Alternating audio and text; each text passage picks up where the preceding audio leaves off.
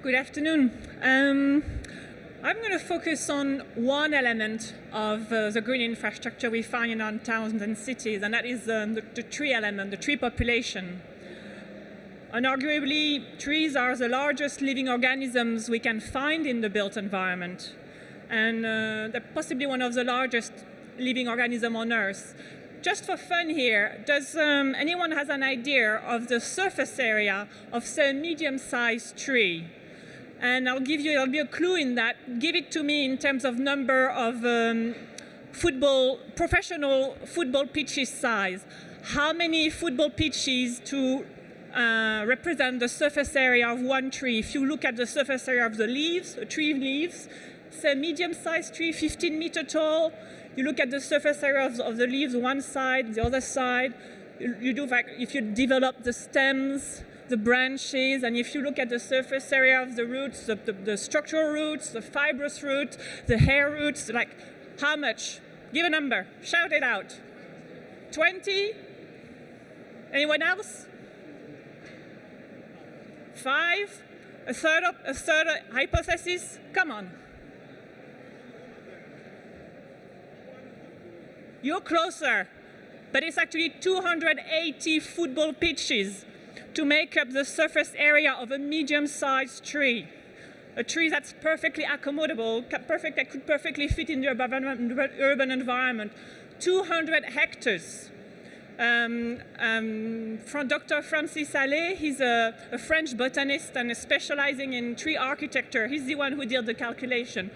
So when we lose a single medium-sized tree to free up maybe 15 square meters of development site, of floor space, we lose 200 hectares of living function to our environment and to the planet. Think about that.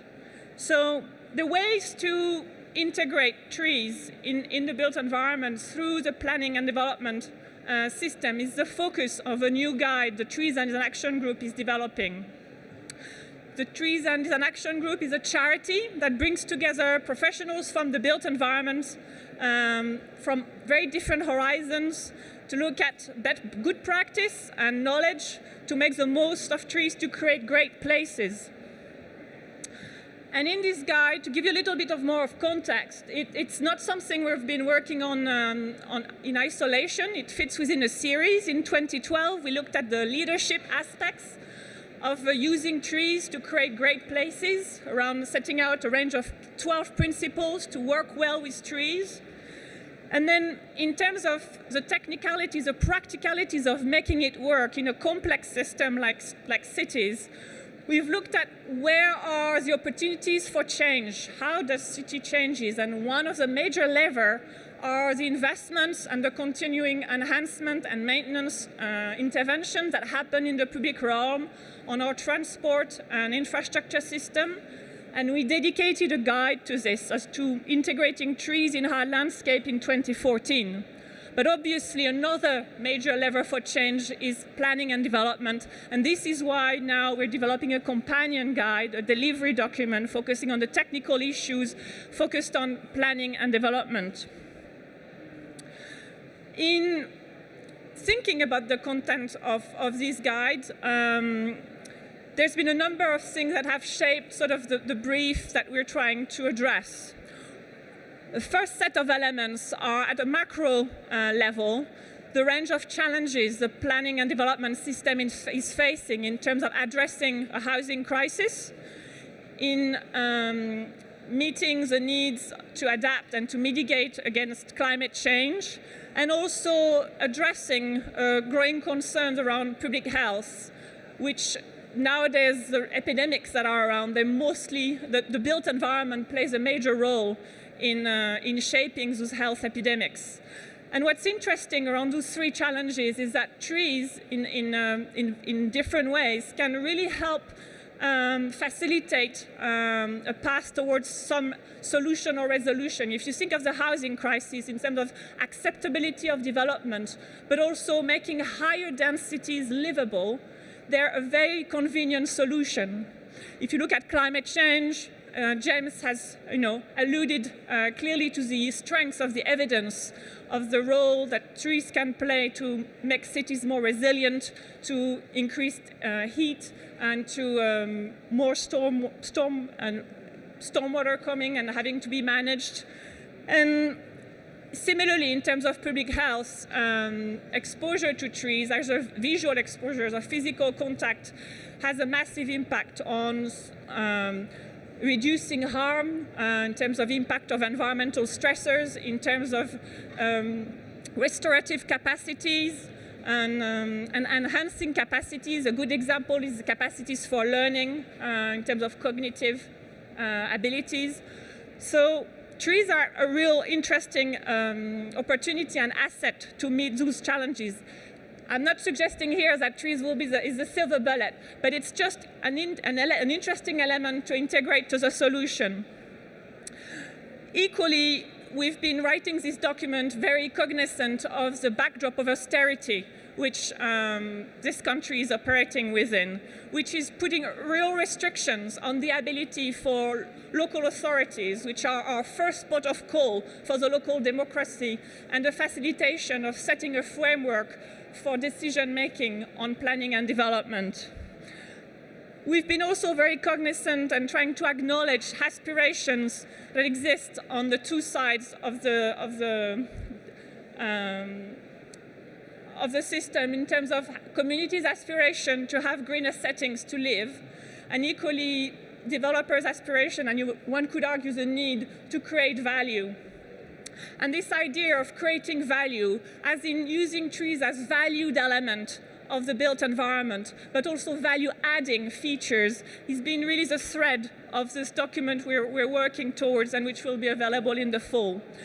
This idea of creating value is the starting point of this document. It's the focus of the first section, which will provide a fresh look at why trees matter to new developments and how to measure value. It's one thing to talk about value, it's another thing then to be able to factor it in decision makings. And we're very fortunate nowadays to actually have very good tools and metrics to provide either monetized assessment or quantitative or qualitative assessments. There's a range of approach that can be taken. Here I'll take a minute to just unpack a little bit what's on the drawing.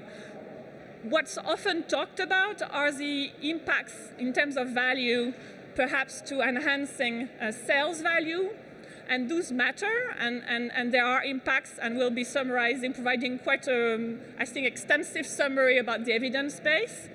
But what also matters to the developer's bottom line in terms of returns is also how fast a product that's being put on the market gets purchased. And trees impacting on absorption rates and how people fall in love or don't fall in love with the development that they're visiting. Trees make actually a very significant impact on that, and that's a piece of research that hasn't been publicized very much before, and that I think needs to be more better known. There's also the impact that trees have on acceptability of development, which I've already alluded to, and also enhancing prospect of planning permission. So in terms of understanding the ways in which trees impact development viability, there's actually quite an interesting landscape and a range of evidence base one can consider, and we'll try to articulate that quickly. The second element that the document will focus on will hone on project consideration in terms of, from inception to delivery, what needs to be done to make the most of trees to add value. And here we'll really simply follow the RIBA stages of work and try to highlight who needs to do what. It's not just in terms of the design outcome, but also the people that needs to be involved. One very simple, perhaps no-brainer thing is, when does one get specialist input? Is specialist arboricultural input present early on at conceptual stage? Does it get retained? If it gets retained, for what purpose? But again, there's this issue of optimizing value. is continuing to spend money on arboricultural input valuable? I would argue when construction takes place, and especially if there's retention of existing trees, which one would hopefully hope so, yes it is. So there's a range of topics that are not solely related to design choices, but also to how do we work together that are really important to unpack. Lastly, the document will look at the role of the local planning authority. I was very interested by Professor Scott's presentation about the evaluation matrix. We'll look at, for policy, we will look at what makes good policy provision to set the backdrop for good integration of trees, but also what makes good development control.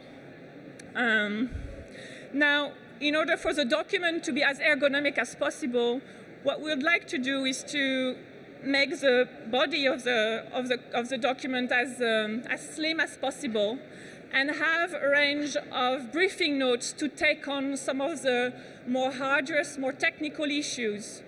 This also reflects the very diverse audience we feel we need to speak to. Perhaps we hope this will be useful to consultants.